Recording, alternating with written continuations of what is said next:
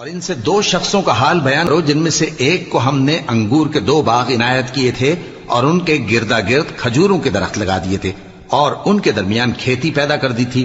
دونوں باغ کثرت سے پھل لاتے اور اس کی پیداوار میں کسی طرح کی کمی نہ ہوتی اور دونوں میں ہم نے ایک نہر بھی جاری کر رکھی تھی.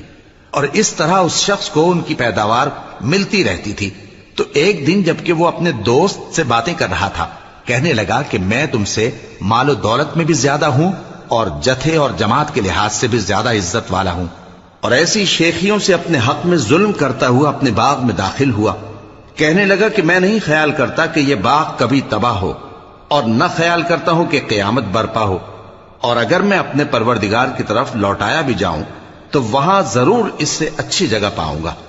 تو اس کا دوست جو اس سے گفتگو کر رہا تھا کہنے لگا کہ کیا تم اس ذات سے کفر کرتے ہو جس نے تم کو مٹی سے پیدا کیا، پھر نطفے سے، پھر تمہیں پورا آدمی بنایا؟ مگر میں تو یہ کہتا ہوں کہ اللہ ہی میرا پروردگار ہے اور میں اپنے پروردگار کے ساتھ کسی کو شریک نہیں کرتا.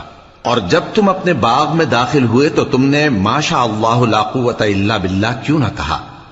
اگر تم مجھے مال و اولاد میں اپنے سے کمتر دیکھتے ہو تو عجب نہیں کہ میرا پروردگار مجھے تمہارے باغ سے بہتر عطا فرمائے اور تمہارے اس باغ پر آسمان سے آفت بھیج دے تو وہ صاف میدان ہو جائے، یا اس باغ کی نہر کا پانی گہرائی میں اتر جائے تو پھر تم اسے تلاش نہ کر سکو، اور اس کے میووں کو عذاب نے آ گھیرا اور وہ اپنی چھتریوں پر گر کر رہ گیا.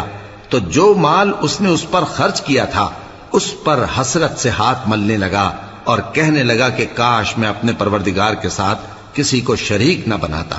اس وقت اللہ کے سوا کوئی جماعت اس کی مددگار نہ ہوئی اور نہ وہ بدلہ لے سکا. یہاں سے ثابت ہوا کہ حکومت سب اللہ کی ہے.